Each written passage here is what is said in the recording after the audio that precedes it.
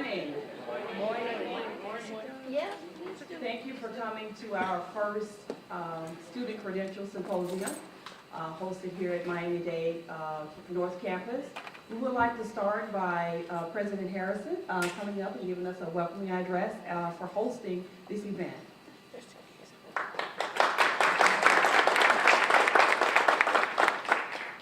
Thank you, Dr. Hill, and good morning, everyone. Good morning. It's truly a pleasure to welcome you to the North Campus, and I hope that you had little to no trouble parking here today.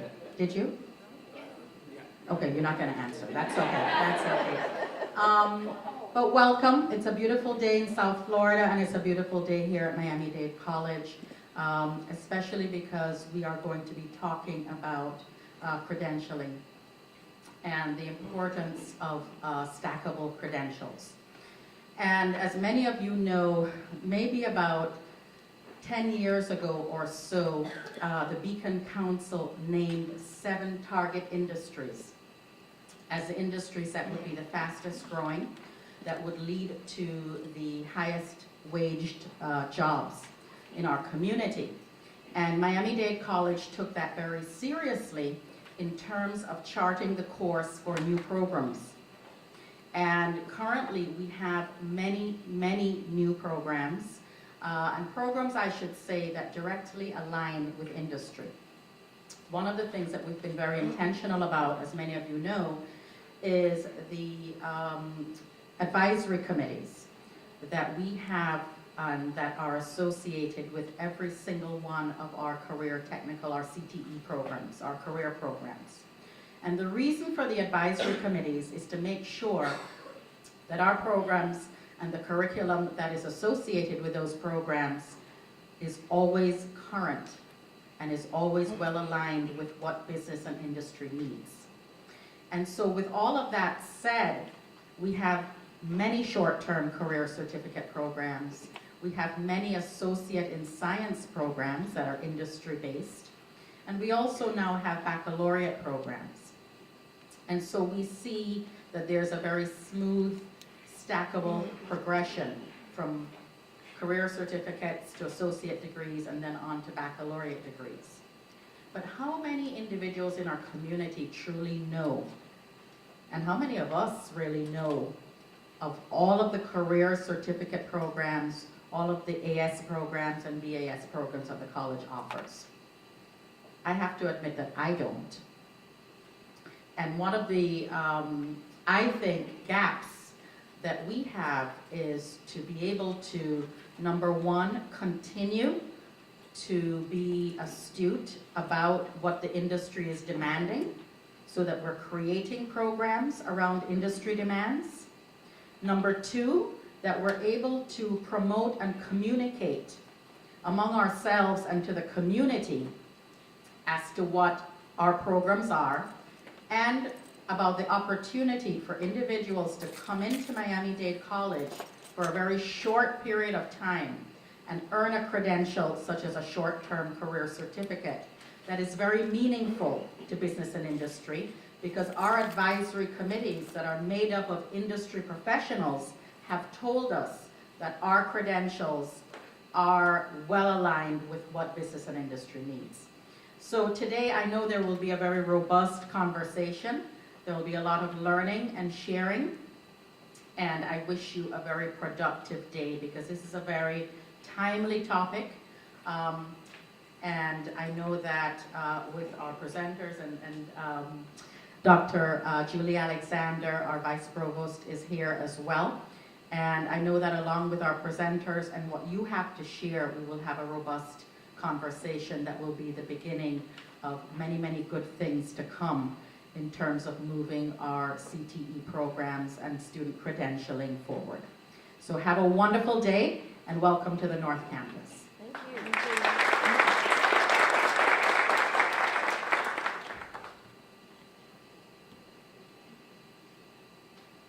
Thank you, Dr. Harrison. Once again, I want to extend my appreciation for you coming today for our first Credential Symposium here at Miami-Dade College. In March of 2016, Miami-Dade College was among 20 colleges recognized as leaders in integrating diverse credentials across college programs. And we were selected to participate in the American Association of Community Colleges Right Signals Initiative that's supported by the Lumina Foundation for the purpose of developing a model that recognizes an array of credentials offered by this institution. The underlying issue of the initiative is to overcome academic credentials' complexity and lack of clarity. With this said, the purpose of today's symposium is to share MDC's student credentialing system that outlines multiple connected credentials that serve as career as well as academic pathways. Students have many avenues to achieve the skills necessary for obtaining well-paying jobs and progressing towards their degree completion. It is critical that these skills and credentials are clearly communicated to our students, to employers, to industry, to potential students, to industry partnerships, the college faculty, as well as staff. As stated by the AACC President and Chief Academic Officer, Dr. Bumpus, credentials are valuable to both students as well as employers. The AACC is a voice of our nation's community colleges and dedicated, as we are, to ensuring student success and success. The work we have showcased, and we will be showcasing today, will contribute to the national system for communicating credentials. Before providing the rationale for credentials, let me share the common definition. Credentials involves degrees, diplomas, credit, non-credit, and competency-based certificates, badges, industry certifications, apprenticeships, licensures, advanced credit certificates, and college credit certificates, all of which communicates a person's acquired skills, knowledge, and abilities. These credentials are key to our economic mobility for our students. Recent national data indicates that professional certifications and other credentials have labor market value, especially for people without baccalaureate degrees, and even people with professional degrees. Motivated by this reality, more people are seeking post-secondary credentials to gain employment or advancement in their careers. In addition, there is a growing need for our non-traditional students, including returning veterans, adults with limited education, or work experiences who are seeking advancement in their careers or completion of their academic credentials. Within our institution here at MDC, we have an array of credentials that are connected and stackable due to associated program outcomes. While some credentials represent a clearly defined set of knowledge and skills, associated credentials sometimes can be unclear to our students. Associated credentials are connected and stackable credentials, sequenced and expanded over a period of time. Stackable credentials here at MDC have a great way to build career and progress toward academic completion. Whether students earn an industry certification or complete an associate degree or even a baccalaureate degree, MDC's stackable credentials provide students an opportunity to progress. Currently, our programs, our overarching credentialing system consists of 72 college credit certificates, 35 career technical certificates, 49 industry certifications, 65 associate degrees, and 17 baccalaureate. So just by the numbers alone, you can see how students can be challenged about the connectivity among these academic programs. This can create a challenge with communicating the connected opportunities for our students. Today at the symposium, it is our attempt to establish clear communication material and approaches about the expanded array of credentialing choices here at Miami-Dade College. Another intended outcome of the Right Signals Initiative is to provide meaningful approaches to linking workforce skills and competencies to our credentials. please take a moment and look at the samples that are on your table. Surrounded by the candy bowls, which is the centerpiece on your table, these are called credential maps. These are newly developed credential maps that were vetted through our academic units. And those maps show the connection from an associate degree, from a college credit certificate, leading up into a baccalaureate degree, giving our students some career options, some ideas on how they can stop their progression, go into a career, and continue their progression towards their academic endeavors, or continue.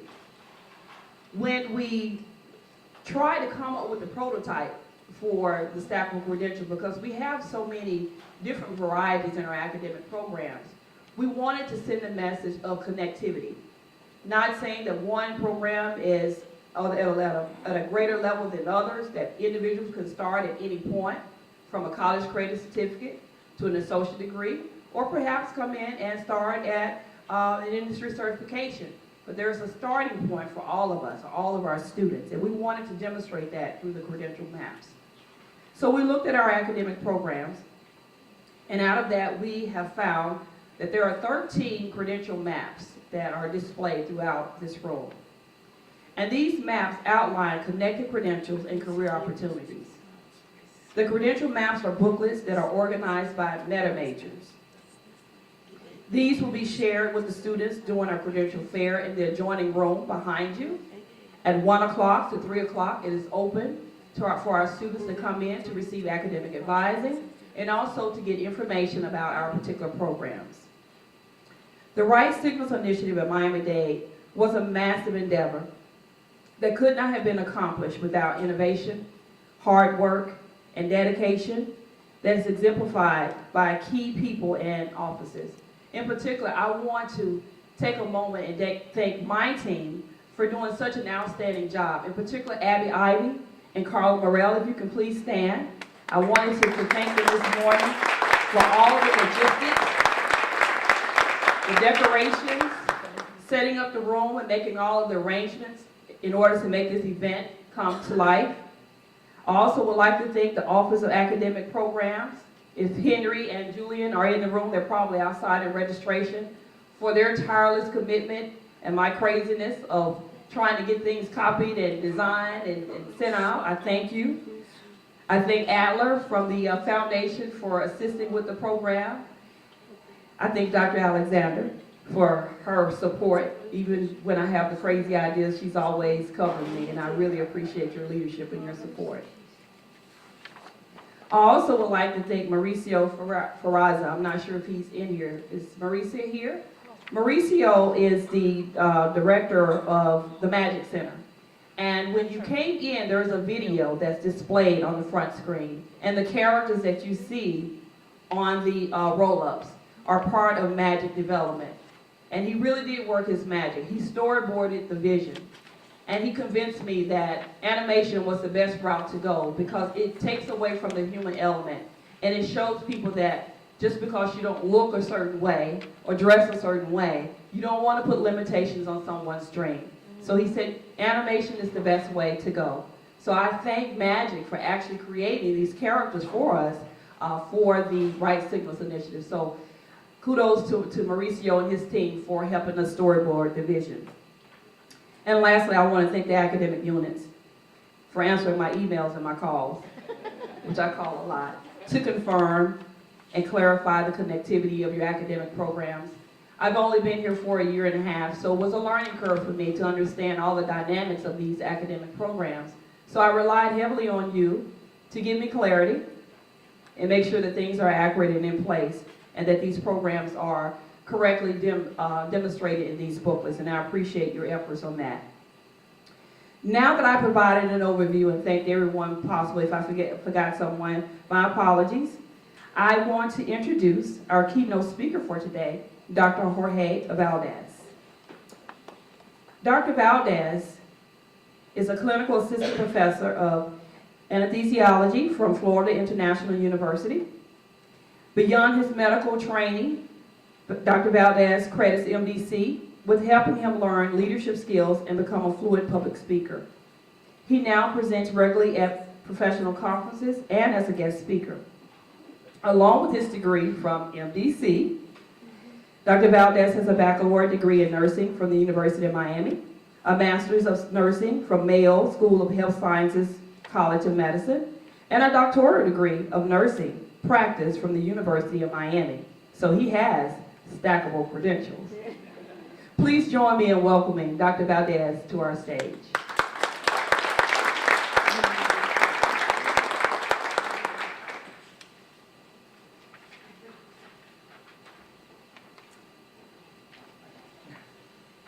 So thank you very much. So when I was first asked to speak, I was a little kind of confused as to speak about credentials, because I thought credentials, so you want me to just speak about myself? And they said, yeah, that's what we want you to do, to give us an overview of how you got there. So that's what I'm going to attempt to do. I have a very, very brief video to show you. It'll work. If it doesn't, that's okay. Look at those billboards as, I am Miami-Dade. I feel that I am part of my community, because I feel that, yes, Miami-Dade gave me a wonderful foundation for the rest of my life. Jorge Valdez, certified registered nurse anesthetist and assistant professor at Barrett University, is a prolific public speaker and guest lecturer. I think what makes me a leader in my profession is my ability to stand up and speak and to really say what needs to be said. I advocate for my profession constantly. I advocate for my patients. I've spoken at national events and I've spoken at state events for my profession as well. And I'm not afraid to stand up for it. He's also an active community member and emergency relief worker who has participated in mission trips to Haiti and Guyana after natural disasters. I have 2 children. They are the light of my life. They are just what keeps me going. They make you be a better person. A devoted father to 2 children, Jorge is an avid athlete and runner who completed his first Ironman Florida triathlon in 2013. So that was actually one of the biggest honors that I've ever gotten, to be an alumni of a place where it all started. And it made me realize how important that start was. And so many intricate little things went into that start that influenced me for the rest of my career. And that's kind of what I'm going to share with you guys today. So it's the same guy, but with lots of different names. And so obviously I was born George, right, or Jorge. I have a associate's in arts, almost a radiation therapist, and I kind of changed that, but that was my first major here at Miami-Dade, was a radiation therapist. Then I went on and my titles changed to BSN-RN, MNA, CRNA, ARNP, DNP, CRNA, ARNP. But I can tell you I'm the same guy. Don't have multiple personalities or anything like that, okay? So let's break these down. You think, okay, AA, that's simple enough. That's an associate in arts, right? RN, I've heard of that. That's simple enough. Then it gets a little scary and hairy, and you've never heard of some of these, like MNA, DNP, RT, ARNP, and then you're a doctor too. It's alphabet soup. I understand that, okay? And you might get a little confused, but it does all kind of work together. There is a difference between professional and academic credentials, and I'll talk about those. And I'll talk about my journey as to how I got here. So we start with, I graduated from Miami Springs in 1992. Well, in 1992, there was this little hurricane called Andrew, and it pretty much decimated South Florida, okay? As a result, I was delayed in starting school, and that delay actually turned to my benefit. Why? Because as I'm going through the medical campus, I knew I wanted to be something in medicine, I just didn't know what. So I'm walking through the medical campus, trying to find out when it was that we were going to start school, because it had already been delayed a couple of weeks, because Andrew hit in August, late August actually, and so I think it was like 26 or something. And so because of that, my start date was totally delayed several weeks. So I'm walking through campus and I meet this guy, which later I found out his name is Dr. Burris, and he's, what's your GPA? And I'm like, what? And so, give me your ID number. So he's looking me up and he says, your GPA is horrible, but your SAT and your ACT scores are really high. What's wrong? And, I said, well, that's just, what I did. And he said to me, well, I'll make you a deal. you pay for this semester. If you make a 4.0, then you'll be in the honors program. And as part of the honors program, then we pay for your education here. Well, that was a deal I really liked, because I thought, wait a minute, you're going to pay for me to go to school? That's wonderful. So I made a 4.0 that semester, and I got enrolled in the honors program. I had never taken an honors course in my life, but I applied myself. I became the copy editor of the Gray Matter, which was a newspaper at the time at the medical campus. I actually helped write a grant, a service learning grant, and I started a service learning center at the medical campus where people would come and do service learning hours and get credit for their classes. And those service learning hours could be, say, participating at the Special Olympics, or Camilla's house, or numerous amounts of things. It was a wonderful, wonderful experience. I learned how to do public speaking. I went to Washington, D.C. for the first time in my life. I met Hillary Clinton. I mean, that was just huge. All this was because I was part of the honors program here at Miami-Dade. It was just such an amazing, amazing experience for me. And I think back on that, it's like it basically set the wheels in motion for so many things to come in my life. So I had changed majors a couple times. I was going to be a radiation therapist, and I decided I can't deal with that. It was very sad. So then I changed to pre-med, and I thought, well, I got to get a bachelor's in something. I might as well get a bachelor's in nursing, because I can always fall back on nursing if medical school doesn't work out or I don't get accepted to medical school. I was kind of thinking ahead. So at this point, I graduated from Miami-Dade, and I got an AA degree. Okay. Well, one of the nice things about being in the honors program is that upon graduation, I was informed about all these scholarship opportunities, and one of them was a pretty big scholarship to the University of Miami. They paid almost 75% of my way. So off to UM I went and graduated from Miami-Dade. So I go to UM, and at UM it was a 2-year program to get your bachelor's. So I did the nursing program at UM. And I kind of liked nursing. It was, okay, fine. Well, I'll still take some, I needed a few chemistries and a physics to get into medical school, and say, well, I'll do that part-time, but let me start working and making some money, right? So I start working at Baptist Hospital as an ICU nurse. Well, I fell in love with it. I really, really loved nursing. And I thought, well, this is great. I knew I wanted to go on because the patients that I liked were, and I kid you not, I have that picture of, I love my patients where they're sedated, but I did. I liked the patients that had all these drips, you could barely see the patient in the room, he had all these alarms beeping, all these medications going, and on the ventilator. Those are the patients I liked. That's who I wanted. So I went in there, who's the sickest patient? That's the one I want. Because I found it so challenging and so rewarding. So I really, really kind of fell in love with that. So I knew I wanted to go back to school, I just didn't know what I wanted to do. So a couple friends of mine had actually gotten accepted into a nurse practitioner program. And so in that nurse practitioner program, they had one in FIU, they had one at Barry as well, and they had one at UM as well.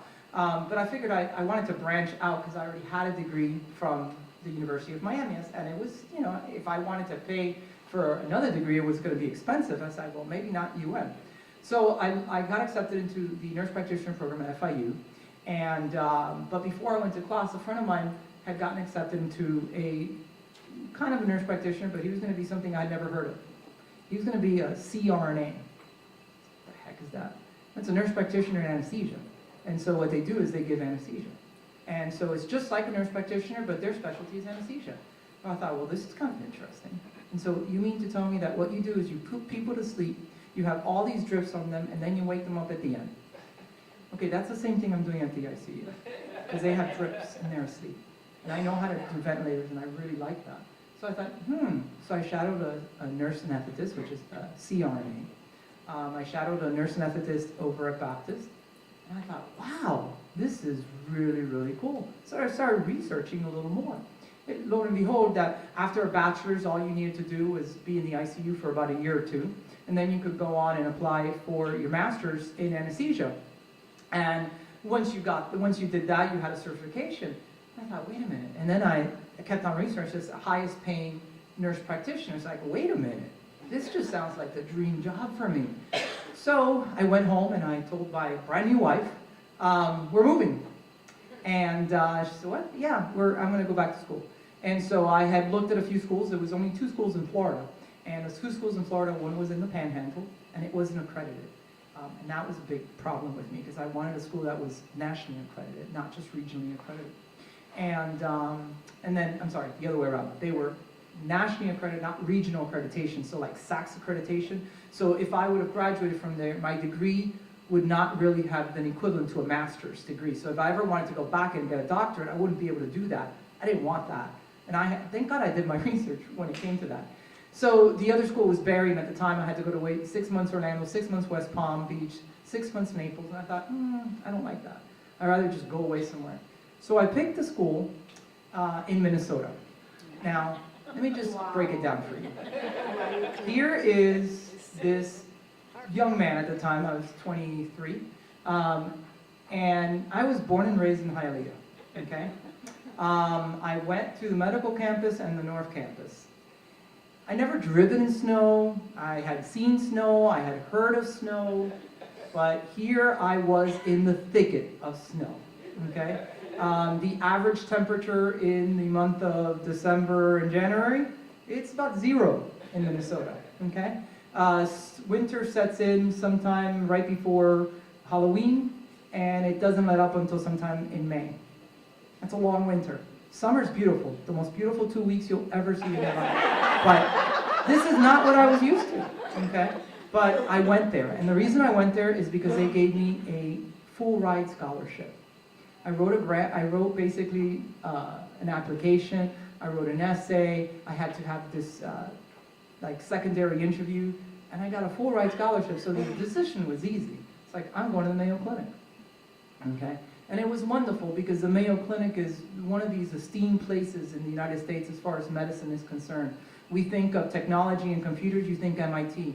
In medicine, when you say, medicine, you think of the Mayo Clinic is right up there. It's one of the top places in the country for medicine. And for anesthesia, one of the main places where anesthesia got started was at the Mayo Clinic.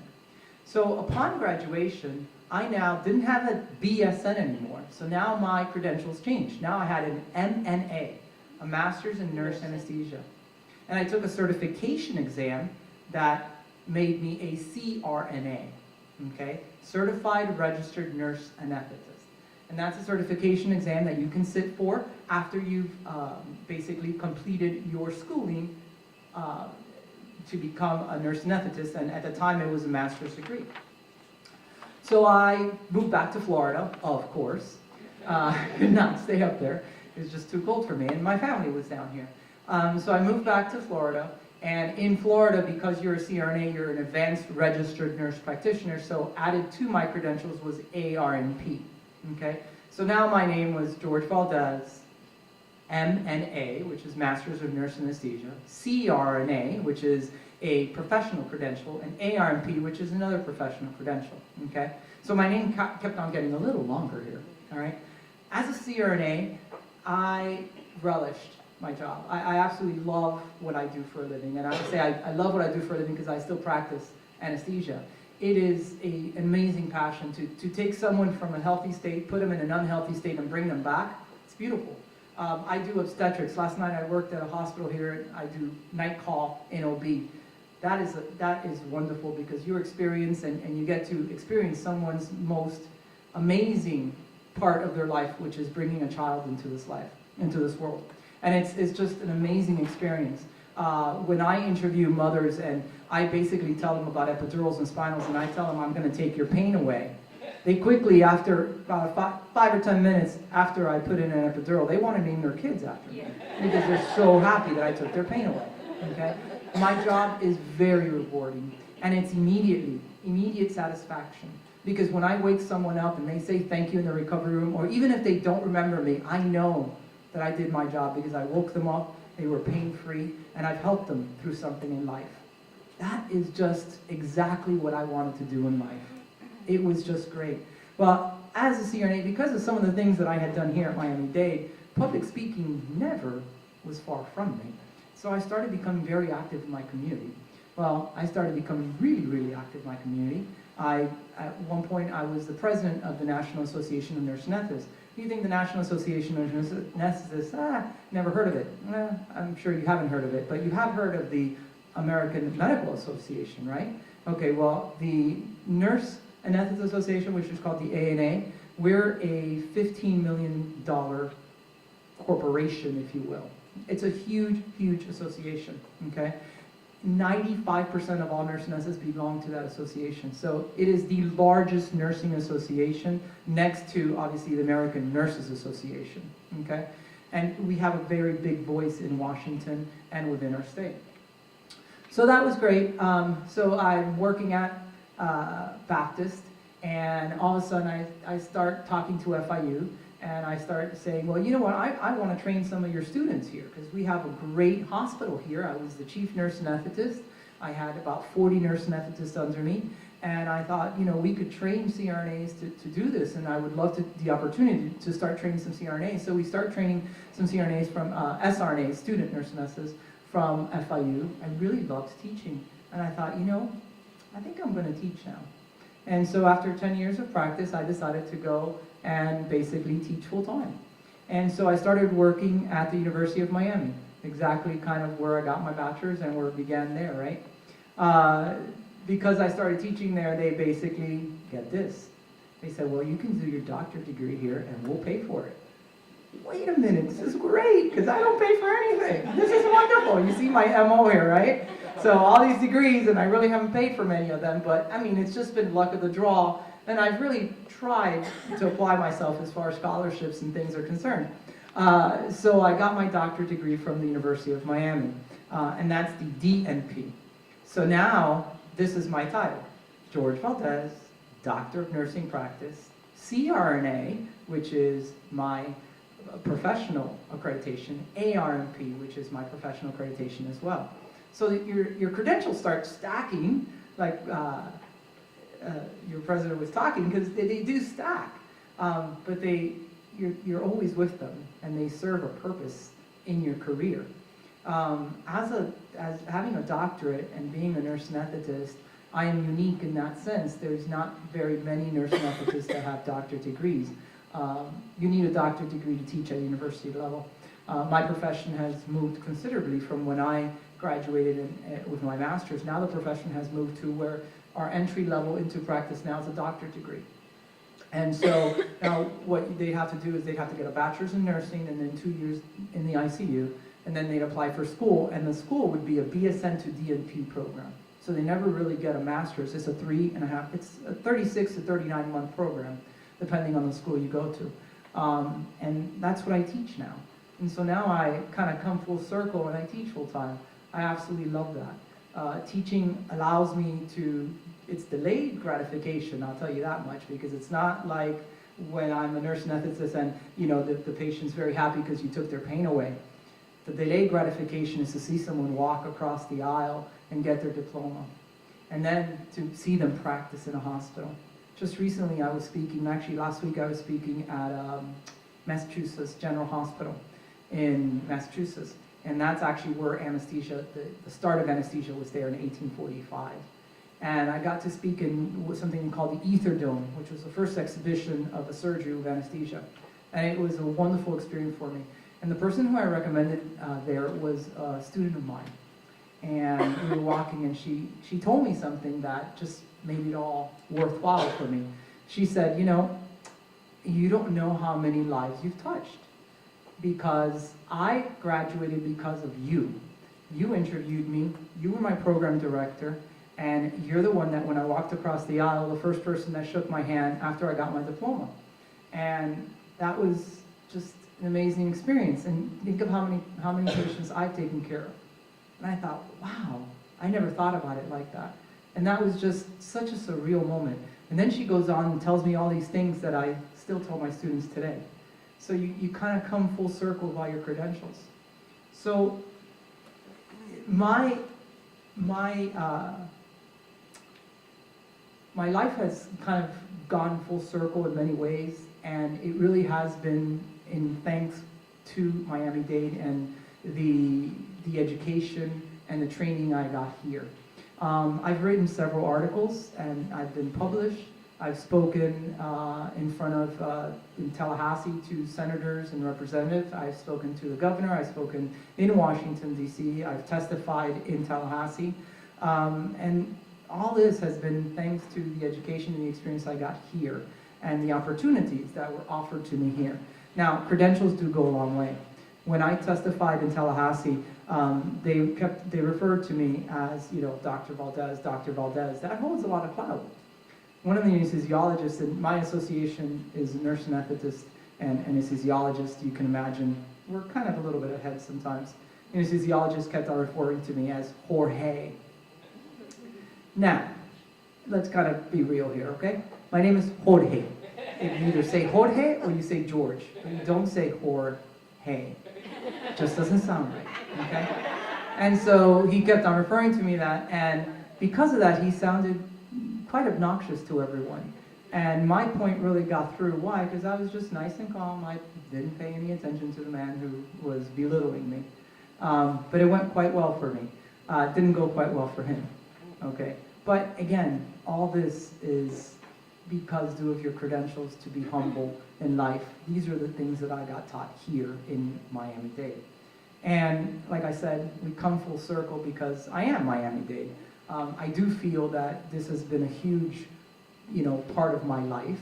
The education that I got here, credentials, extremely important, extremely important. I never ever thought, little boy from Hialeah, graduating in 1992 from Miami Springs, that I would be here and have a doctorate degree and teaching at FIU. I've taught at UM, I've taught at Barry, I've taught at FIU.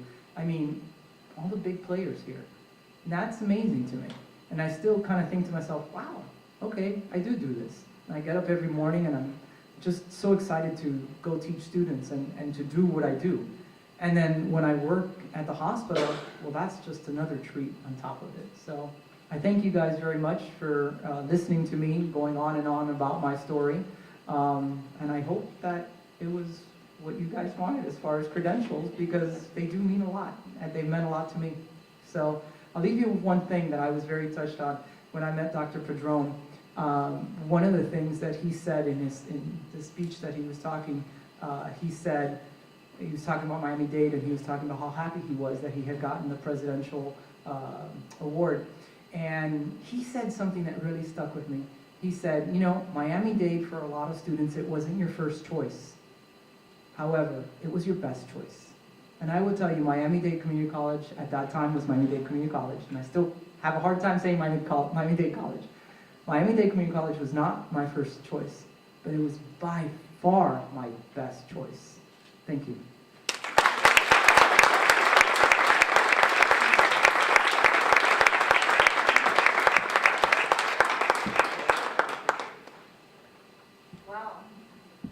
So much, Dr. Valdez. That was very inspirational.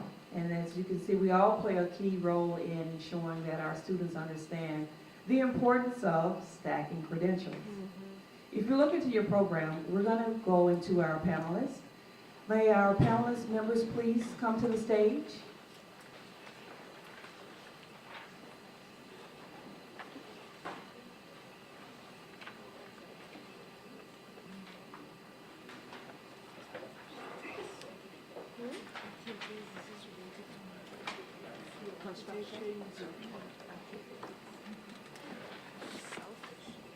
Please come to the stage, our panelists.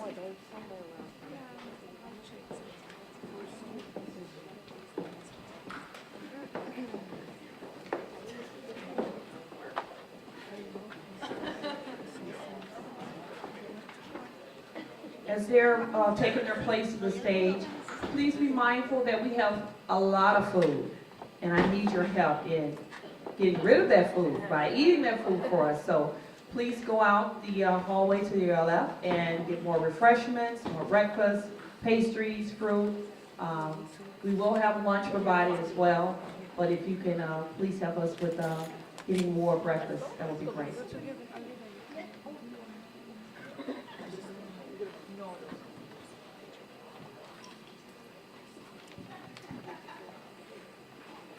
Our panelists today will be moderated by Mr. John Dyer. He is the director of Workforce and Economic Development for the American Association of Community Colleges. John Dyer served as the Director for Workforce and Economic Development. He's responsible for supporting the department across multiple projects. I've had the pleasure to work with John because he is part of the Bright Signals Initiative through the Lumina Foundation. He is the former Director of Community and Corporate Affairs at White Mountains Community College in Berlin, New Hampshire, where he is responsible for workforce, economic, and community development efforts for the college. He is a graduate of the Leadership North Country class of 2007, Leadership New Hampshire class of 2008, and served on a variety of local, regional, state, and national boards with a focus on workforce and economic development. He holds a BA degree in government from California State University in Sacramento. Please join me in welcoming Mr. Dyer as our moderator for the panelists today.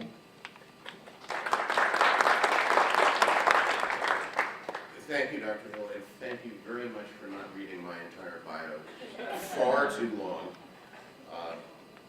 Those of you who do a lot of project work and grant work know that sometimes you have to sort of craft your bio to meet certain grant requirements, so it looks like you have certain particular skills. And when Dr. Hill asked me to send something, I grabbed the first thing I had, not realizing it was a version of a bio that had been crafted for a very specific federal grant opportunity. And so it reads like a lot of hyperbolic nonsense, and I apologize. I want to thank you also for making me follow Dr. Valdez. That was very thoughtful of you. We have a very impressive panel here today. Their bios are all in the program, and with your permission, I'm not going to try and read them all because it's just not fair with the time we have. We have Dr. Lupe Diaz. We have instead of Mr. Leandro Pinol, we have Gustavo Grande, who is the project manager at the MDC Idea Center. We have Ms. Connie Laguna, Mr. Gary Goldfarb, and Ms. Sarah Tusky. And I want to thank them all for being here. I will tell you that they will provide copies of questions in advance, and I'm going to pull a dirty trick on them and start them out with a couple of questions that they weren't provided with in advance, but I hope will be reasonable and fair.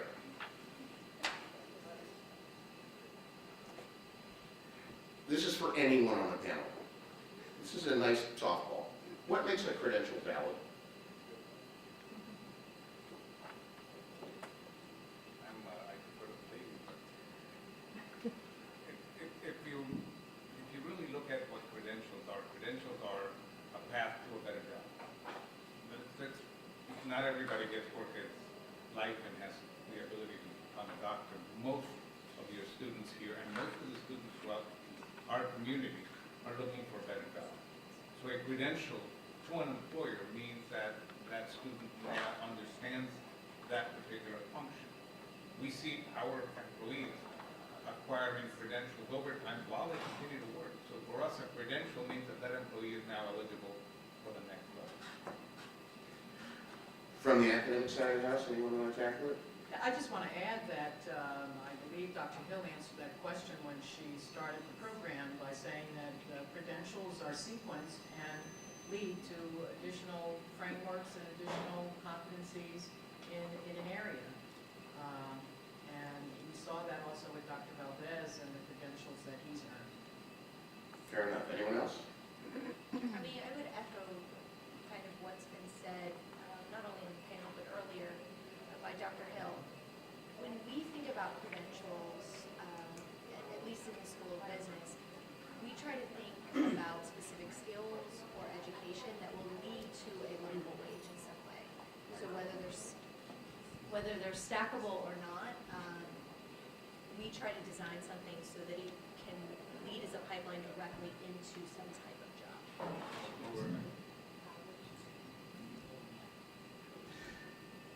Which raises the next question. Whom do you all view as the consumer of a credential? Is it the student? Is it the employer? Is it both? Is it another institution in which for our student that may be transferring? If well, I see both as a consumer because everything it's evolving. So jobs actually are evolving. The technical skills that we need nowadays are evolving. So before, what a marketer used to need as traditional marketing now is evolving to digital marketing. So somebody that maybe had a bachelor's degrees in marketing now can come back, for example, in the Yes Center and take the Market Hack, which is a digital marketing certification, and they can get to know what are the current trends and the current needs of the labor market. So the person, the student, can get up to date with their skills, and at the same time is going to get into the workforce that is actually needing those skills. And I'll add that. Can everybody hear me? Okay. From an industry perspective, I think again it's something that both the student or the employee and the employer are looking for. For us, credentialing again is the next step to being very industry specific. Coursework that's driven, that's practical, that typically you don't really get in more of an academia setting. And so employers are looking for that credential, and therefore employees are getting that credential. Anyone else? I just want to add that if you're a parent of a youngster, you probably want your children to receive credentials because it also in the long run saves them money as their children are going on to school. So I think you touch on something that's really interesting. So I think all of us would argue that all of those constituents are stakeholders of a credential, but it highlights the importance that all of those stakeholders need to be in the conversation around designing credentials. It can't be done in silos. Read my mind where I was going. That's a lot I will say you that Dr. Hill referenced the Right Signals Initiative, which is a project that I've been heavily involved in. And that's a significant piece of that work. The premise of the Right Signals is that we want to send the right signals to students, to employers, in between and among colleges about what a credential means, what a student knows, what a student can do. And so in order to do that, that conversation needs to take place with a lot of constituencies. We touched earlier on stackability, whether a credential is stackability or not. Who decides whether a credential is stackable or not? I may. Please. I know that Dr. Hill mentioned earlier, she mentioned Beacon Council, but it's really one community, one goal, and I was happy to be at the table, creating or identifying which silos were important silos within our community and where the jobs were. That led to an academic leaders council and for the university, first one was Miami-Dade College, to really engage with the business community as to what they needed to build. And high schools engaged, and everybody's engaged, everybody's lined up now to identify what needs to be done for the student to be able to be successful in life. What we've done now, and I chaired the Trade and Logistics Committee for all those years, what we've done now is we've created a talent pipeline subcommittee to show the students and the parents and the educators where the jobs are. Because if you know where the jobs are, you know what to teach the students. A 4-year degree to us in the trade and logistics industry means absolutely nothing. But knowledge of customs laws or knowledge of international trade or knowledge of payment systems in international trade are much more valuable. So in education broke up. The bubble of this 4-year degree broke up into a bunch of little pieces. At the end of the day, the employer wants to know that what they're getting is somebody that is trained to do the job they want. And to us, that's very important. The community's been involved. This is one of the only communities in the country, because I've been doing these things all over the country. We're one of the only communities in the country where everybody from the high school all the way to Masters of Engineering programs are all lined up by industry. And the industry is at the table. So that's critical. So you would say then that industry absolutely validates or decides whether credential is stackable or not, ultimately by whether you're hiring people or not. Anyone else? What role does faculty play? What role does the academic side of the house play in determining stackability?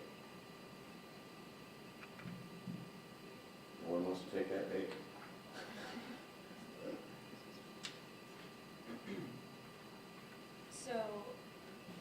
So it's a complex question in that I go back to what I mentioned earlier.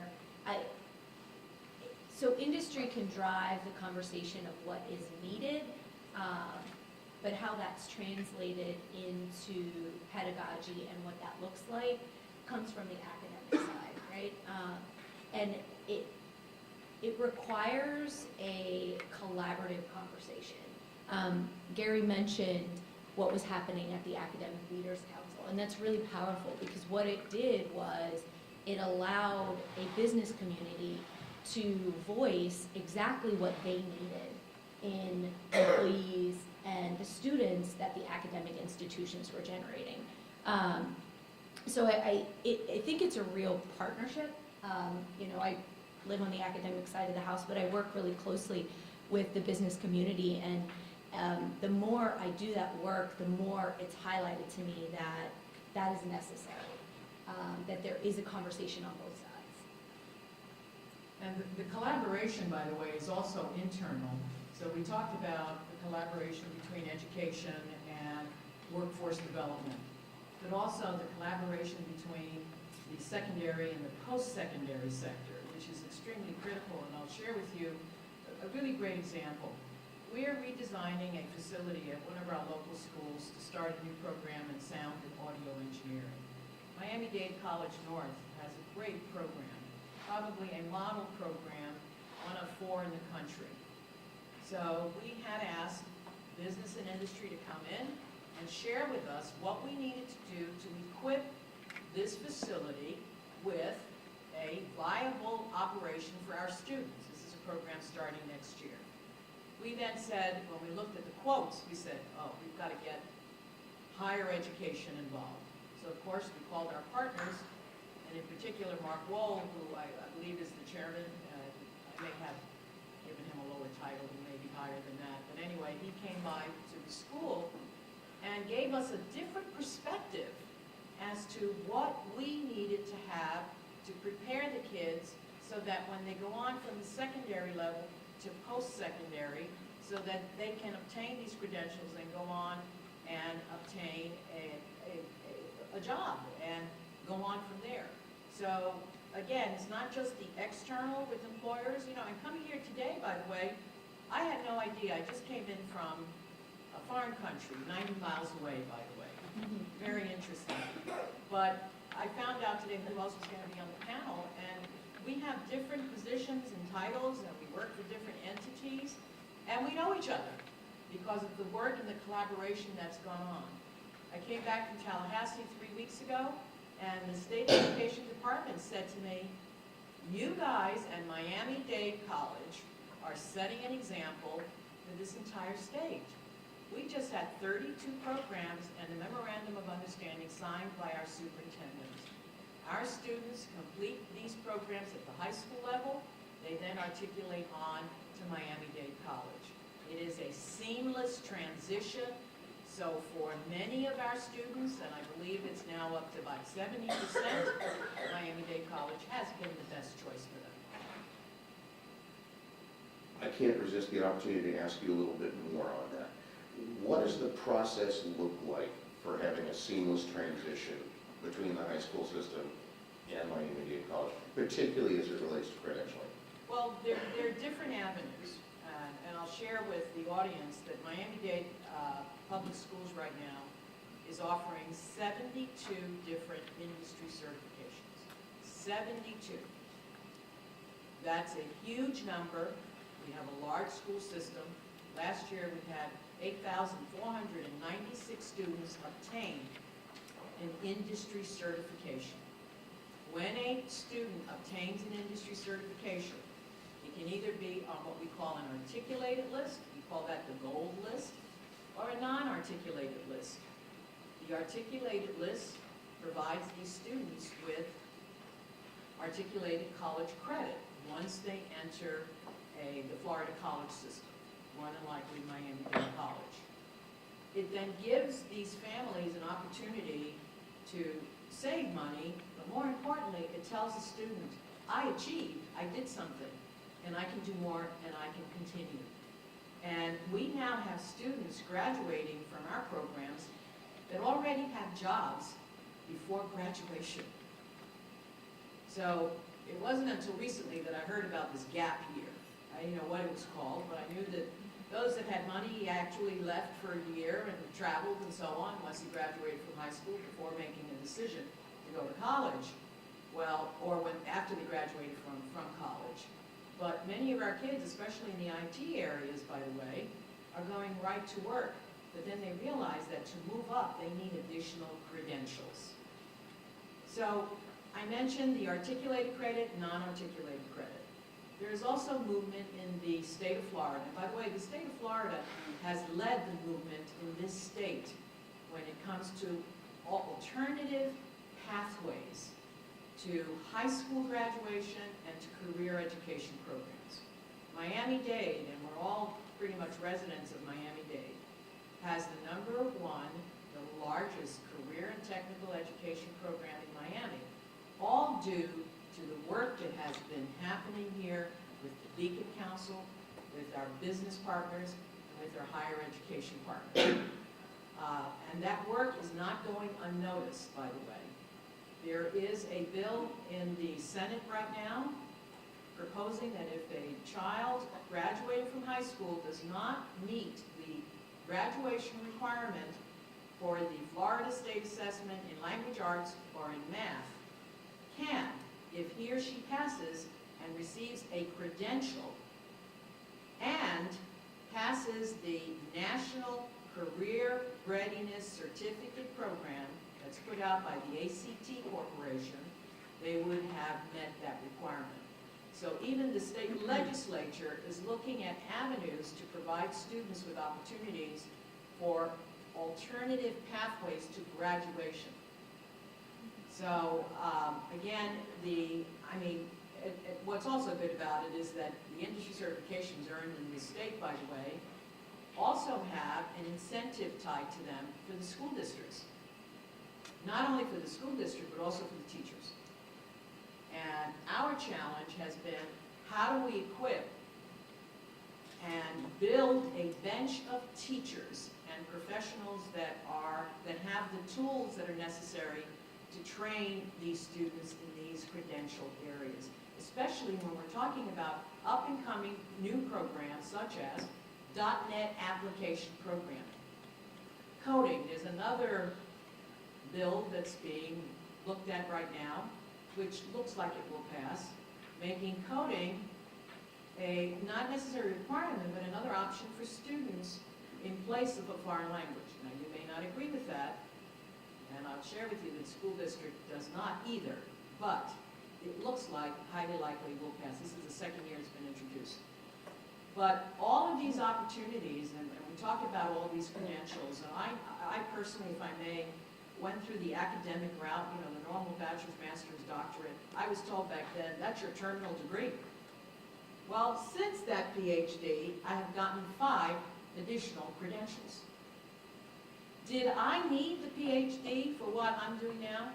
No. But I didn't. I needed it to work at the university level, which I have. But I love what I do at the high school level, so. Thank you. If I might add and build up upon that, also credentials, it offers students a flexible way to decide if they like or not a particular pathway, a career pathway.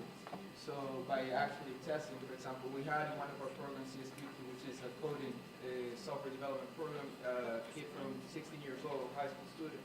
And because of the completion of that program, he now decided to get into computer science. So, but if he didn't like it, he wouldn't apply for something that he didn't know if he liked it or not, and waste a lot of money or invest a lot of money. One of the things we haven't talked about that I think I'd like to ask this panel to talk about, and it's something you're not prepared, it was not one of the questions you're given in advance, but I'm hoping you'll work with me on this. Many colleges around the country are looking at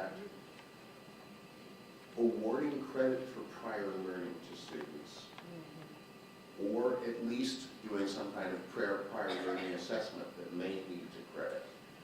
What potential role does that play for you all in credentialing, and do you see it as a positive or not? Anyone? I'm Please. gonna take that up because I have a lot of experience on what a 4-year degree means, or doesn't.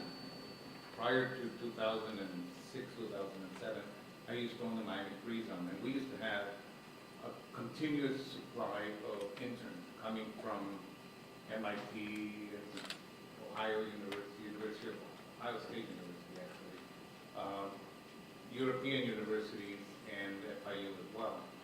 And we would always get students with an awful lot of knowledge without the ability to actually work. And it would take us a year until the student could actually sit down and do something. Not productive time for any business, and that's why business was not engaged. In the past 9, 10 years that I've spent trying to drive this, and schools have started to engage, that prior knowledge is maybe more important than that 4-year degree in the view of industry. And I'm not talking about just the logistics industry so that everybody understands the magnitude. Trade and logistics is the largest employer in Miami-Dade County, larger than tourism, larger than medical sciences, larger than education. 350 to 400,000 people work in our industry. And they are importers, exporters, freight forwarders, customs brokers, trucking companies, port operation, and the technology that drives that. That's pretty much everybody, cruise ships, everybody's involved in this trade and logistics industry. So we have young people working in our company, a lot of young people work in our industry that go back to school. They go back to school with a substantial amount of knowledge acquired in the workplace. And then they share that knowledge in the classroom, which then propels them to the next degree. If those can be stacked with certificates that lead to a degree, all the better. So being able to judge or measure what a student knows coming into a 4-year degree and giving credit for that is a positive because it allows that student to continue to stack real functional knowledge. How many people miss work the day after the Super Bowl is not important. Three of our students who have bachelor's degrees cited that to me yesterday. The one that doesn't yet have a degree sat down and went to work.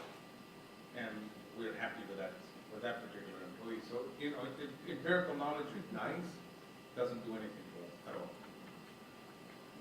Others? Let me add to that in reference to industry. For my industry, banking and financial services, which has been a very structured industry, and very differently today than when maybe 10 or 15 years ago when actually bankers kind of worked themselves up the ladder. Today everybody is looking for that accelerated need. We need everybody out there, we need them producing. We don't have time, and this is what we're faced with. We don't really have time to put somebody through, the traditional academic track. So we are really forced to look at, especially in banking where a lot of students, whether they come out of high school or starting college, go into a teller job or a customer service job because it's a great part-time with their college. As they work through, they have years of experience, and it is a plus and a benefit for that employer to be able to say, let me take that student and be able to give them an equivalent of that knowledge and accelerate them through a program. Because we need them out there in the workforce. We're seeing, the academic, the traditional track, as many of us now, the semesters are going from that traditional 15 weeks where we have mini terms, because the industry, those that are, and many of our students are full-time employees. We need them out there, we need them out there fast. Employers need them out there producing. So I think accelerated programs are here and are probably here to stay just because of how we are producing and recruiting employees. Let me add to the expediency issue.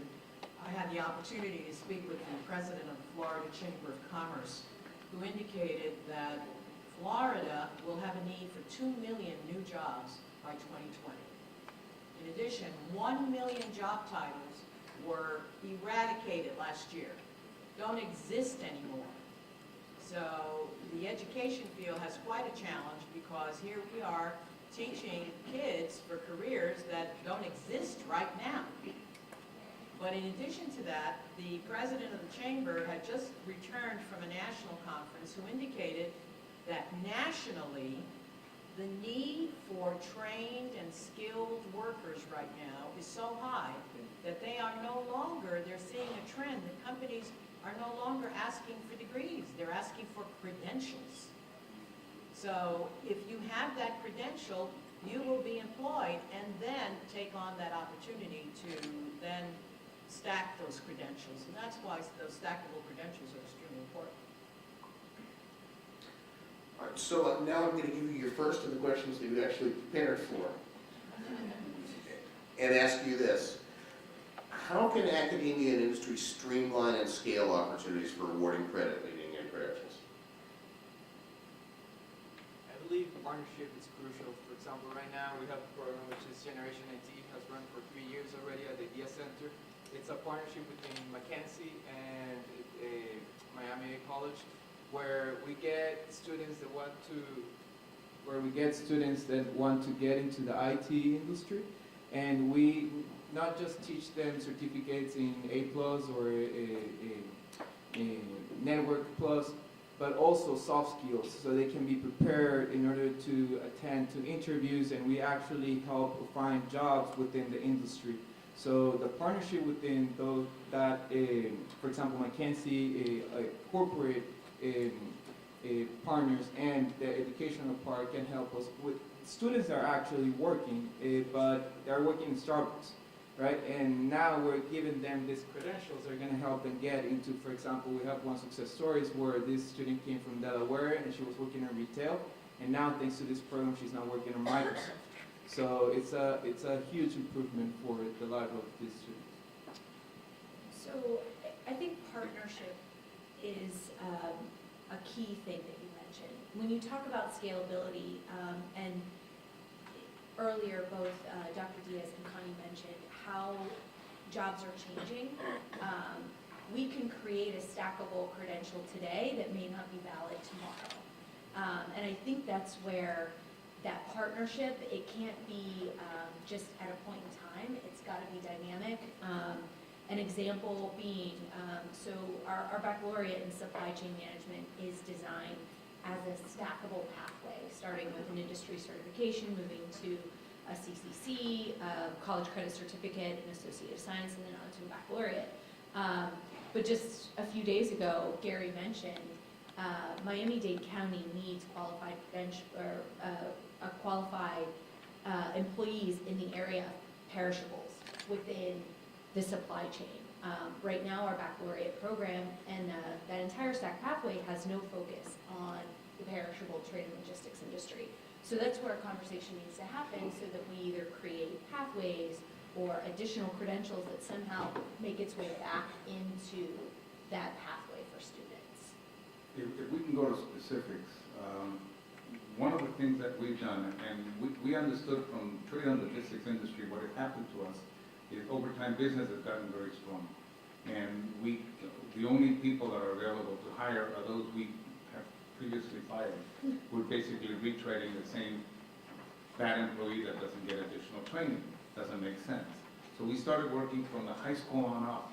We convinced the industry software providers to give the high school and the college and FIU free software access and train them on the software and certify them on the software. So an employee shows up at the workplace, whether it's us or an aerospace company that does their supply chain or whomever, the employee sits down and does work day one. We are Miami-Dade County with 84 or 85% of flower imports in the United States. Today, 3 days or 4 days before Valentine's Day, the amount of flower, a week before Valentine's Day, the amount of trucks and flowers in this community is incredible. The buildings have 2 and 3 times around the trucks just waiting to deliver. And nobody in the industry knows, other than colloquial information, as to how to treat flowers, how to treat produce, what is a constant temperature, what is variable temperature, what happens when you change temperature. None of that is being taught. Yet, we lead the nation, overwhelmingly lead the nation in the industry. And like that, we lead the nation in cruise ship business. Ship chandlering business is a very specific, very complex piece of business. We need to teach it. All of those subsets are a subset all by themselves. If you train an employee on that subset, that employee gets to work. I didn't have the luxury of going to college. When I graduated high school, I had to go to work so I could eat. Over time, I've learned to teach myself. And I'm a lifelong learner. If you have certificate programs for students, they become lifelong learners because they realize that they apply themselves and they get ahead. And then they apply themselves again and then they get ahead, and it stops being just a job and it becomes a career. So this certification, to me, is really the only way to teach a student. Spending time, 4 years, and spending 4 years in an institution before you hit the workplace, I believe it's 4 years wasted.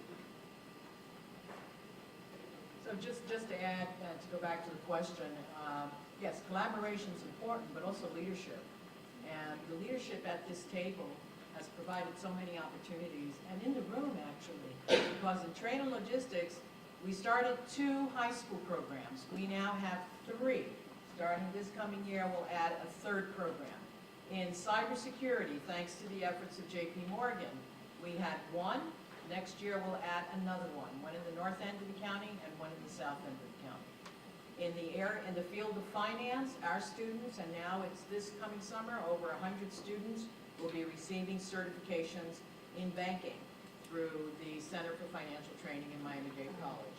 In trade and logistics, we'll be doing a trade-up camp also, where students will be receiving certifications in, Sarah, what was that one again? That's new to me. CSCMP, the Council for Supply Chain Management. Okay. In hospitality, we've done work with the schools of hospitality, also in reference to serve-safe food protection management training. In the IT area, and we've got IT in the back of the room here, our students have been trained in digital design in all the IT areas. So again, it's the collaboration, but it's the leadership. And the Beacon Council, and if it wasn't for the efforts of Gary, we wouldn't have had a training logistics program. It's that academic leaders council, the presidents of all the colleges getting together and saying, hey, we need to align curriculum. Miami-Dade County Public Schools does not offer any new program unless it aligns to the 7 targeted industries or an emerging industry. For example, .NET application programming is one. It's a niche, definitely. Rigor, the medical sciences also, huge area right now, especially in this part of the country. So we're doing these things because of the collaboration and the leadership that's involved. Quick question, who decides whether an industry is emerging or not? How's that determination made? It's done in consultation with the Beacon Council and the various professional organizations that then get together and discussions and so on and so forth, yes. So, we've heard a lot about collaboration, we've heard a lot about communication, we've heard a lot that suggests that this is a dynamic process that's ongoing, and that there's real work involved. Let me ask you, let me throw the bomb on the table. What could be working better? I won't say what's not working. What could be working better? What can be improved? In the credentialing process, in the process by which we take students and we send them off to jobs. Because ultimately that's what it's about, I would argue, is sending students off to jobs smarter, with more skills and more knowledge than they started with.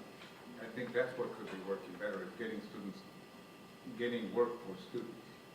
we've been working very hard to try to develop a system or develop a methodology to get work for the students. If the students see that there's work, they're going to apply themselves and acquire more credentials. But getting industry or the groups of industries together to create a pool of jobs is very difficult. That is the most difficult task. And we're in the process now of trying to automate or systemize that function, but that's the most difficult function. So the students that we tell them get credentials, and at the end of the credentials, they can't get jobs. It's pretty frustrating. So the jobs exist, but it's not being communicated satisfactorily to the students? And to the employers. The employers don't know that this great product is being built, and the students, which are the product, don't have access to display their work, basically. Other challenges? Well, I think of myself as a dreamer, and if I will say I would like to see these certifications to have a component of internship, of apprenticeship. So these people, these students that we can offer the software certificate of logistics, they can at the same time can apply it in an environment where they can see how the impact that it has. I remember when I was studying in college, I was used to work and study at the same time, and I always, when I was in class, I always relate to, okay, what I'm doing at work and what I'm learning, and I used to challenge the professor based on that. So I believe that if we incorporate apprenticeship or internship opportunities through the certificate programs, it will be awesome. I'm glad you mentioned apprenticeships, by the way. In this county, we do have apprenticeships in the areas of the skilled trades. For example, in plumbing, electricity, and carpentry. The challenge has been, how do you promote these skilled trades areas to parents of high school level age students? The non-traditional gender occupations also. How do we promote automotive to a young lady? And parents says, no, you're going to go to college, or no, I can't see you doing any type of grease monkey work or whatever the case is.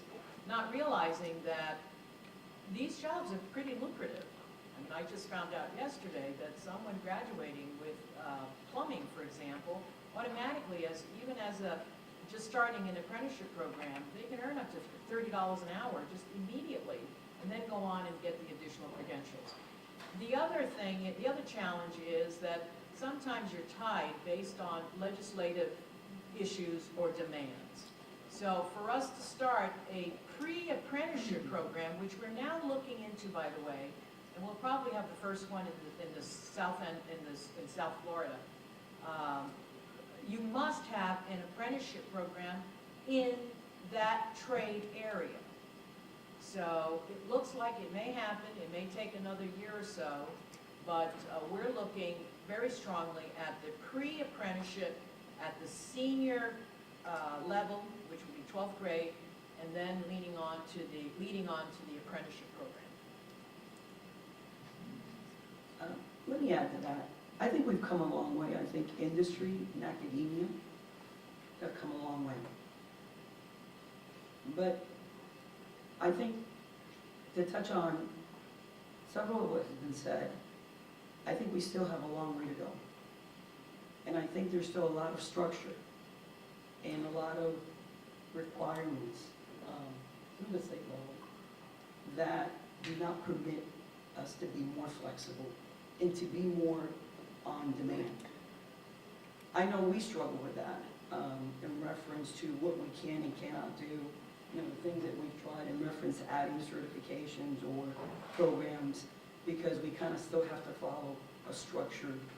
You know, like the 3 CCs have to follow a structure, and they have to be so many credits, and they have to be called a particular name, and so I think we still have a lot of work ahead. Anyone else? So, we've talked a lot about how quickly jobs are changing, how quickly the workforce is changing. And I think that holds true in higher education as a whole, or education period, even at the high school level. And so when you ask what a challenge is, we're changing the way of work. we're changing a way of working together, of working internally, and building, essentially a service of education. It's changing. And so I think that has been a challenge, just collectively, that changing a way of work is not easy, given the amount of stakeholders within this realm. Sure. Can you talk a little bit about the challenges in changing the curriculum to meet the kind of demands that we're talking about with different jobs? What that process looks like for you? It's complex, but at the same time, we're bound by certain restrictions at the legislative level, our accreditation level. But Miami-Dade College, and Gary, you could speak to this because you were with us from start to end. We moved very quickly when industry approached us and said, there is a huge workforce gap in this community. You mentioned Trade and Logistics is the largest employer in the county. It wasn't when we started, but it was rapidly climbing. And so we moved very quickly to develop a staff pathway. And we rolled it out in stages, recognizing that the need was immediate. And so the baccalaureate took a little bit longer, but we were able to roll the Associate of Science degree out, I believe, in a year. That's impressive. Yeah, so when you think about if the conversation started at the beginning of the year, by the next year we were able to roll that out. It's pretty quickly. That's very quickly. If I may Please. add, because I think that's very important. My quest actually started a few years before I finally got some attention from the high school at Miami-Dade College. And I approached University of Miami. They really didn't pay attention to me. They said trade and logistics, who cares about that? It's not science, it is not law. I approached University of Florida. I got on a plane and went to Gainesville. And they said it's not really that interesting. I ended up at MIT speaking to a professor, Dr. Yossi Sheffi, who is the dean of the School of Supply Chain Engineering at MIT, who said, yeah, this is how we should really break everything up and do it different, do it this way. And he came to the inauguration of the supply chain management program at Miami-Dade College. But the reason is because the industry hasn't been measured properly. Money goes where the numbers are. And if you looked at how the Beacon Council and the state and the federal government classify certain industries, they look tiny. So if you look at the Beacon Council, depending on what page you are, we either 34,000 people working in our industry or 420,000 people working in our industry. And if you ask Port Miami, the number is even bigger. Tourism gets a huge amount of money in this community because it's a single industry, very easy to measure. Some other industries, especially the 7 industries, are not measured accordingly, so therefore the money doesn't go appropriately to those industries. And the college can get funding to teach an industry that only has 30,000 workers, but they would definitely get funding to teach an industry where there's 400,000 workers. And that measurement really hinders the possibility of filling rapidly. So I think it's part of it is not understanding what industries are and how they all work together and where the money is. But the college has been fantastic, high school has been fantastic. Now FIU is building an engineering and enterprise and logistics master's program. I'm working with them to build it because now they want to teach the developers of the new software to come. They finally figured it out, that this is really an industry where everybody wants to play. And all of industries at the table, everyone, FedEx is there, UPS is there, Maersk, everybody's at the table helping because they understand that we're going to create here in South Florida the leading center for education in trade. And today, if you read the paper, it's all about trade and trade barriers. So, I think it's important. I think everybody paid attention. All right. I'm going to ask you all to look over the horizon for me. 5 years from now, 10 years from now, money aside, because money is always an issue, whether there's enough money to do something. I think we can all stipulate that money changes things, and the absence of money sometimes changes things. But leaving money aside, if we look over the horizon 5 to 10 years from now, what does the credentialing landscape look like locally here? Anyone? In our industry, Sure. we are, and we're very involved in, I'm very involved in our industry.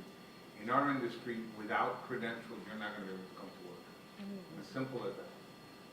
College education, a 4-year degree, doesn't necessarily mean anything, but if you don't have credentials, you're not going to have a seat at the table. Anyone else? Banking, will you be able to do it? Will you be able to get a job without a credential? No, I think you definitely need credentials. And I think you also need to be looking at a lot of modularizing, again, accelerating. And I think we also, there's a lot of things happening this year, and regulation is a big one. So for our industry, that's going to have a big impact in reference to, because I think we've, in banking we were here, and then we went here, and hopefully we'll be here, because we definitely need to lend. So with that said, definitely, I believe there will be a lot of changes, and like credential is definitely needed. Gustavo, I cut you off, I apologize. No, that's fine. Well, in our case, it's interesting because it combines technology, IT, and entrepreneurship. So I believe that credentials are becoming more and more and more important than any other master's degree or bachelor's degree, and especially with the IT, the software development sector. So I believe that, yes, credentials are going to become like, maybe not more important, but yes, they're going to be crucial for them to get into the jobs that you're going to be having in the next 5 years. You mentioned work-based learning earlier in various forms, including apprenticeship and on-the-job learning. Do you see that growing as well? For sure, yes. Anyone else? I just want to add that work-based learning now has become an important element in all of education, especially at the high school level, with most of our programs now adding that to the curriculum so that it is a continuous flow, and it's not just 1 year. It's not just, it doesn't start with the internship, it starts at a lower grade level, speaking towards the secondary level, starting at the 9th grade level with career awareness, career exploration, and then career preparation. So there is a sequence.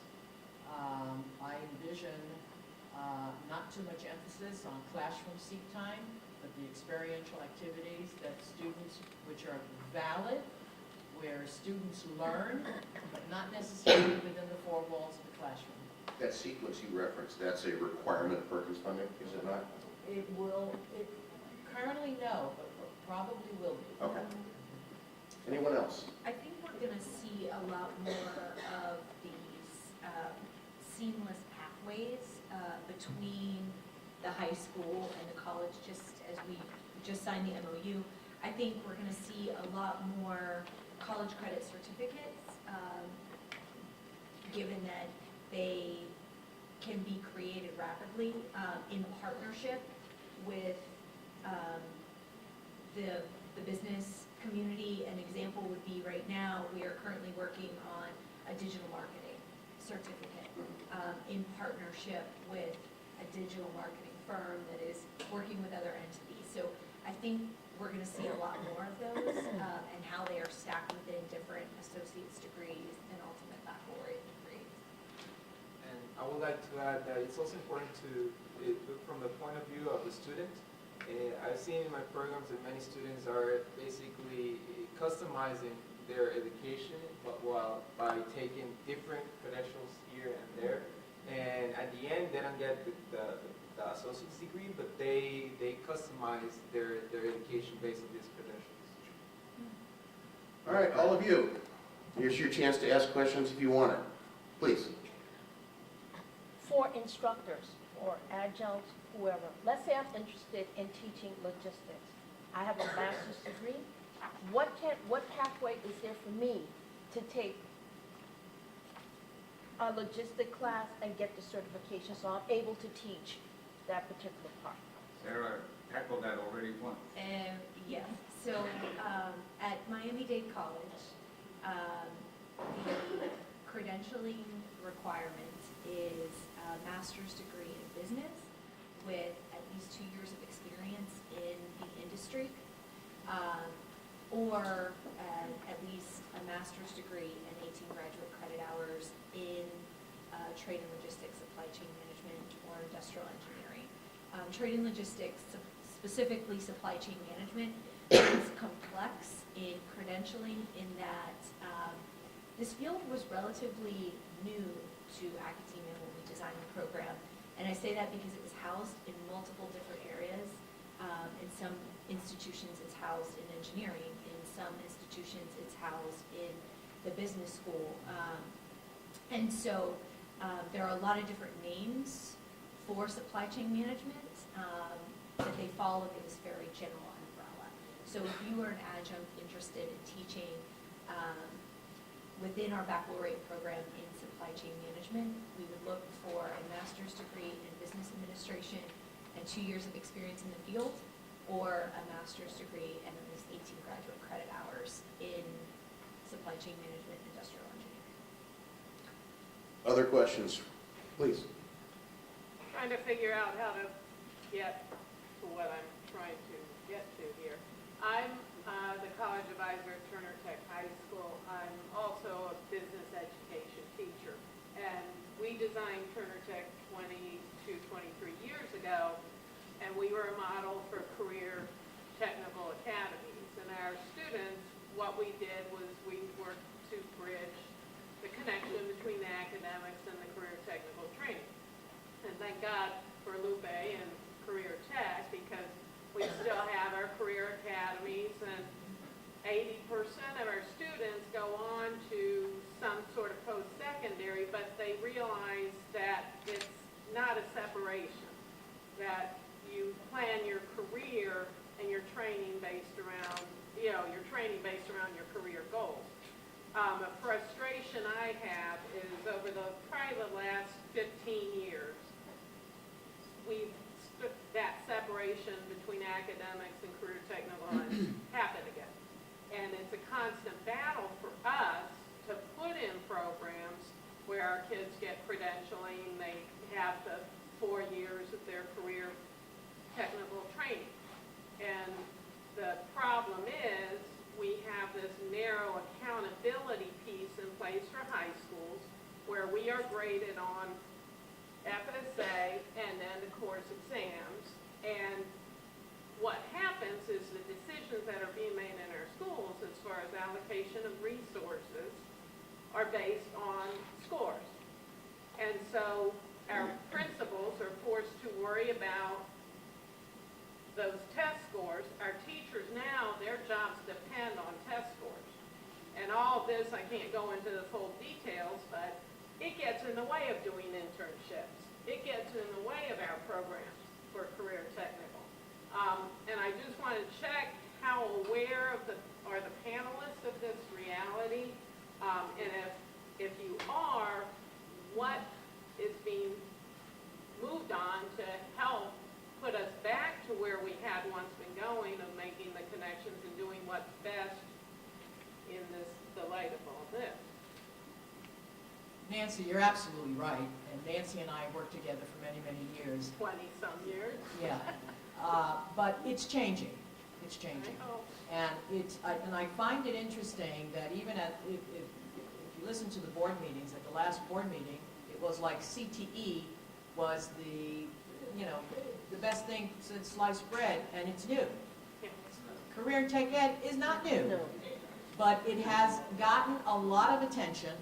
It will continue to do so, and at next week's school board meeting, an A1 item, which is a priority item, will be career technical education. So I think the fact that our own superintendent who fully supports career tech ed, but we're bound by state regulations. And accountability is not going to go away, but I'm hearing more and more as I read the upcoming legislation, and we have to keep abreast of it. And there's more and more discussion about alternative career pathways for students and the importance of career tech ed.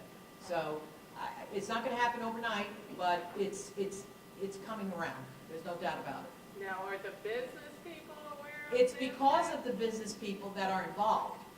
There are many business people that aren't involved, but those that are involved, yes, they do know. All right. Other questions? Please. Walk over so I can see the panelists.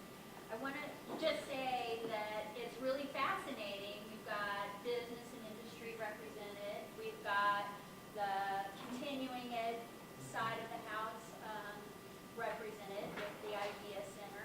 We've got business, we've got finance, we've got our public school partners. So we've got a great collection of panelists, and they all have sort of a common understanding of the importance of credentials and the education components. And what, from Miami-Dade College perspective, my perspective, I think that we do a really great job with the associate firms, with communicating about the associate firms. We've got a number of AA pathways available to students, and we've got infrastructure to help the student along.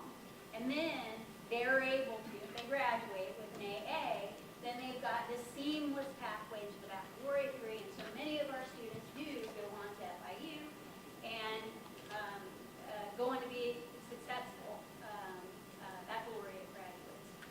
What I think, and you talked about where do we have room to grow, and I think this is sort of laying the foundation of setting up that same infrastructure for the career technical programs that we have and credentials that we have at Miami-Dade College. And Dr. Diaz, I would love for those 8,000 industry certification recipients to come on to Miami-Dade College, and we will award them credit. And what we need to do is build the infrastructure and the mechanics so that we know when they do get that industry certification in the public school system that there's something supporting them, some way that we are advising them that there is a career pathway for them and that they can stack those credentials, that they can get college credit, that they potentially could get reimbursed for that industry certification, and that they could also go to a job. And but my question is, how do we start? So all of you have a common thread of knowledge and a common way of communicating, and you come from a basis of knowledge. I think probably a lot of folks in the room are from a certain either industry perspective, education perspective, academic department perspective. How do we build the Miami-Dade College community knowledge, awareness, infrastructure, and mechanics to make CTE pathways as viable and strong and well communicated and well marketed as what we have on the AA side? Before anyone answers that, I'm going to exercise moderator's privilege and just say, you mentioned at the outset who you had at the table, secondary, post-secondary, industry, CTE, academics, and you pointed out they all have a common understanding about credentialing. I would not discount the significance of the fact that you have that already. That is not the case at every college around the country. The fact that you have that in place is not to be discounted at all, and you should pat yourselves on the back for it. John, if I may, Dr. Alexander, I have moved on from chairing trade and logistics because I am now engaged in something that I think is far more important than I was doing previously. By the way, I actually hold a full-time job and earn a living. But we have now obtained, and I'm the expert in the community on foreign trade zones. Foreign trade zone is something very unique, and Miami had one 5 years ago, and today they have 55 foreign trade zones active, real jobs. We've just created a foreign trade zone in 79th Street corridor. That is the heart of the worst employment community in Miami. They are suffering tremendously because they never had a link to the trade industry. So what we're doing is we're going to the heart and saying, okay, we're going to build one here. And when we turn around, we say, well, how are we going to educate those who work in a foreign trade zone to learn how to operate a foreign trade zone? And we look around, and the only one we can think of is Miami-Dade College.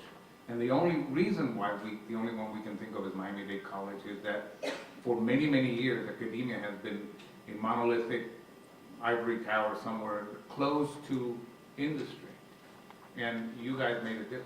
You guys have been very open, and I have seen certificate programs and cohort programs created by you from one day to the next. Foreign trade zones is something that I would love for your college and this campus to engage in, because it's going to help this community. And then we can stand up to Tallahassee, to Washington, to whomever, and say, look at how what we do, look at how we've done it, and make this a national trend rather than tell us from up there how to do things here. And I think that's what we need to do. We need to lead and say, this is how it's done.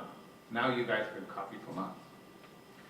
And I recognize when I look at my watch that I've stolen several of Dr. Hill's minutes, even though we started early, so I apologize. Please join me in thanking the panel.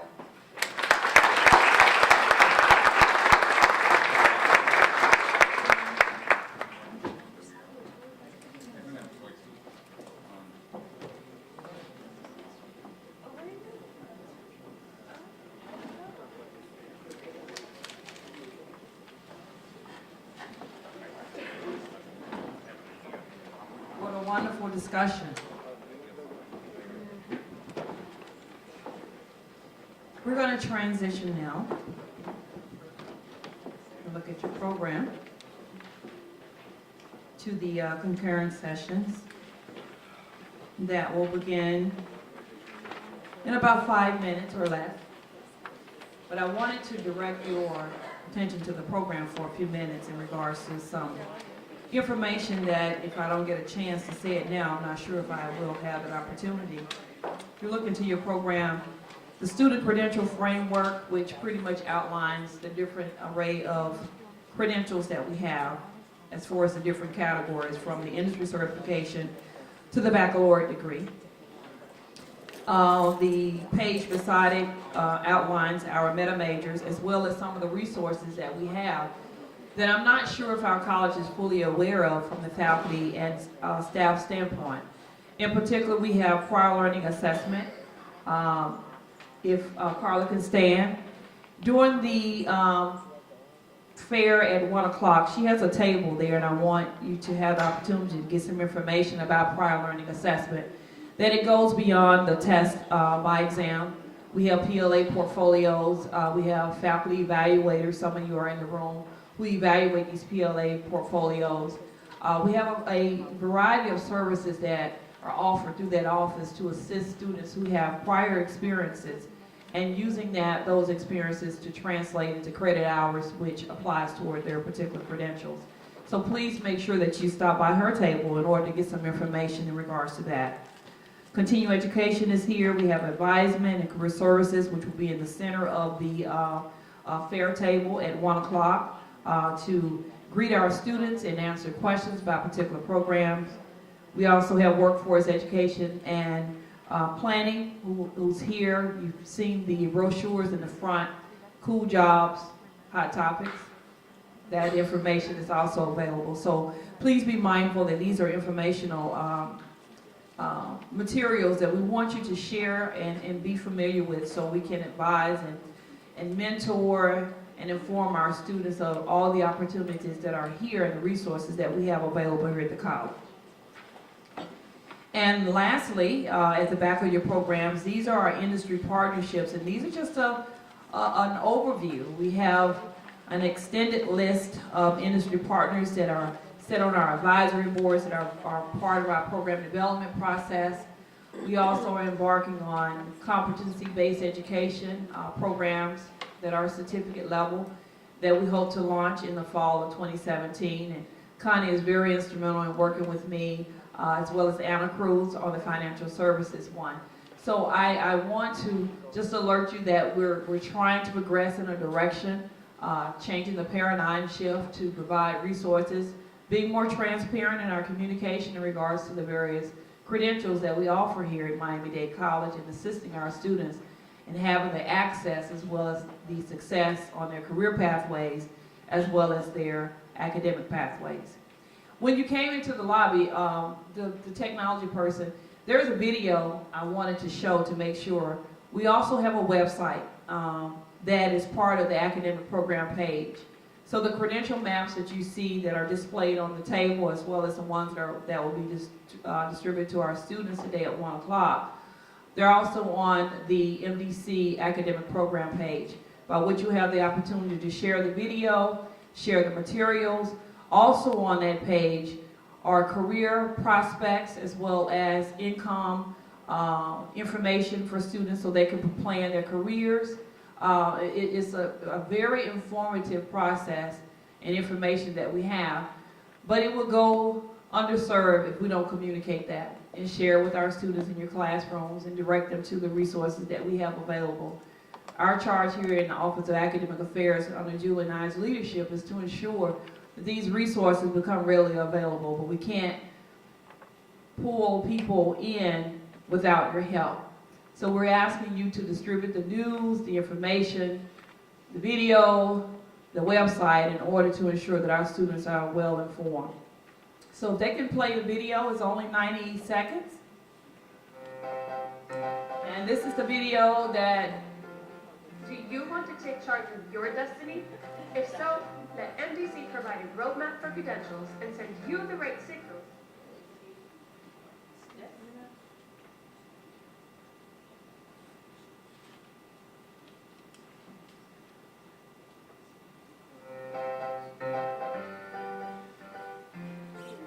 Do you want to take charge of your destiny?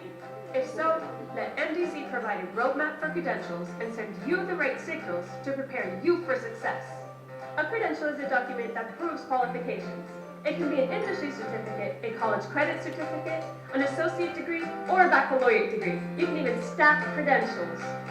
Stacking credentials can build an individual's knowledge and skills for degree completion and move you up the career ladder. The different credentials are industry certification, college credit certificate, associate in science, advanced technical certificate, and bachelor's of applied science. Achievements can be evident as you earn a certificate or certifications while still progressing toward your degree with MDC support. This gives you the confidence, motivation, and makes the time it takes to complete the degree less intimidating.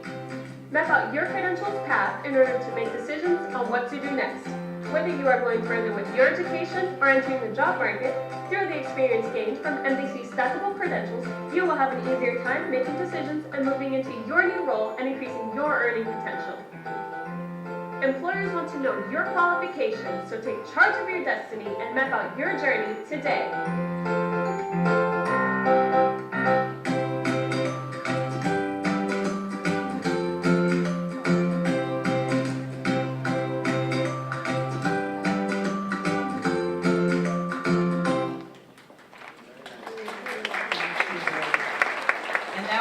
By magic.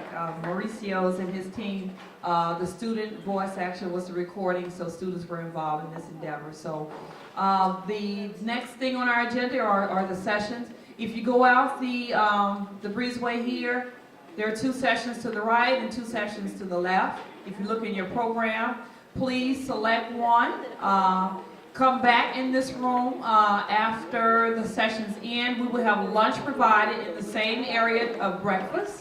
So grab a box lunch, come in, have our closing remarks, eat lunch here, and then we'll conclude with walking over to the fair, and you can collect as many credential maps as your heart's desire and share those with your students. Thank you.